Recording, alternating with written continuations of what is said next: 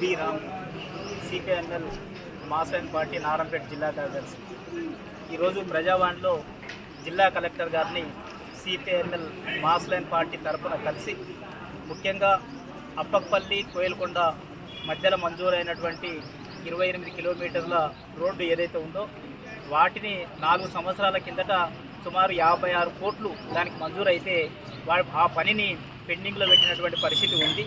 4 సంవత్సరాల కిందట ఒక 20 కిలోమీటర్ల వరకు పనిని పూర్తి చేసి సుమారుగా ఇప్పటికీ కూడా కనీసం ఒక 8-10 కిలోమీటర్ల పని పెండింగ్లో ఉంది. ముఖ్యంగా అప్పక్పల్లి నుంచి కోటకొండ మధ్యలో ఉండేటటువంటి 4 కిలోమీటర్ల రోడ్డు, ఆ పాత బీటీ రోడ్డు, సింగిల్ రోడ్డు ఏదైతే ఉందో దాని మీద ఉండే బీటీని తవ్వడం అనేది జరిగింది. అది గుంతలు పడింది. వర్షాకాలంలో మొత్తం బురదమయం కావటం వల్ల 2 వీలర్స్ కానీ, అదే రకంగా ఇతర 3 వీలర్స్ కానీ, ఆటోలు కానీ లేదా బస్సులు కానీ నడవలేని పరిస్థితిలో ఉంది. ఆ బురదం కావటం వల్ల ఆ బస్సులకు సంబంధించిన షాక్ అబ్జర్వర్స్ కూడా ఇరిగిపోతున్నటువంటి పరిస్థితి ఏర్పడుతుంది. అందుకోసం అని చెప్పి దీన్ని నడపలేమని చెప్పి నారాయణపేట డిపో వాళ్ళు బస్సులు పనిచేసినటువంటి పరిస్థితి ఉంది. అదే రకంగా వెహికల్స్ నడిపేయడం వల్ల నడుములు ఇరిగిపోతున్నటువంటి పరిస్థితి ఉంది అనే సంగతిని మేము పదే ఆర్ఎండ్బి అధికారులకు, జిల్లా అధికారులకు తెలియజేయడం అనేది జరిగింది.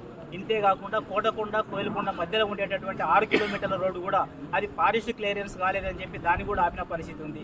ఆ ఫారెస్ట్ క్లియరెన్స్ కూడా తీసుకొని ఆ వర్క్ను కూడా వెంటనే చేపట్టాలని మేము డిమాండ్ చేస్తున్నాం. అంతేకాకుండా కోయలకొండ దగ్గర ఉండేటటువంటి బ్రిడ్జి ఏదైతే ఉందో దాన్ని కూడా 10 కోట్లు మంజూరైనటువంటి పరిస్థితి ఉంది. అక్కడ కూడా సుమారుగా 1 కిలోమీటర్ వరకు ఉండేది ఆ రోడ్డు, దీనిపైన అంటే వాగుపైన ఉండేటటువంటి ఆ రోడ్డు కూడా చాలా ఇరకాటం ఉండడం వల్ల వస్తూ పోతూ ఉండేటటువంటి వెహికల్స్కి చాలా ఇబ్బంది కలిగే స్థితి ఏర్పడింది. అందుకోసం అని చెప్పి నేను డిమాండ్ చేసేది ఏంటంటే వాళ్ళ రాజకీయాలు లేకపోతే అంటే ప్రభుత్వ అధికారుల నిర్లక్ష్యం, ఈ రెండింటి వల్ల కూడా పాత బీఆర్ఎస్ గవర్నమెంట్లో ఆ రోడ్డు మంజూరైంది. ఇప్పుడు కాంగ్రెస్ అధికారంలో ఉన్నది. అధికారంలో ఉండే కాంగ్రెస్ పార్టీ ఇప్పుడు ఏం చేస్తుంది అంటే పాత బీఆర్ఎస్ కాలంలో అది మంజూరైంది కాబట్టి మేము దీన్ని చేపట్టలేము, అందుకోసం దీన్ని బంద్ పెట్టామని చెప్పి ఈరోజు దీన్ని కాంట్రాక్టర్ మాకు తెలియజేస్తున్నటువంటి పరిస్థితి ఉంది. ఇది చాలా తప్పుడు విషయం అని చెప్పి మేము భావిస్తున్నాం. పనులు లేదా అభివృద్ధికి సంబంధించినవి వాటిని ఆపకుండా ప్రభుత్వాలు చర్యలు తీసుకోవాలి. ఆ పనిని కొనసాగించడం కోసం ప్రయత్నం చేయాలి. దాన్ని వెంటనే పూర్తి చేయడం కోసం కూడా కృషి చేయాలని చెప్పి మేము డిమాండ్ చేస్తున్నాం.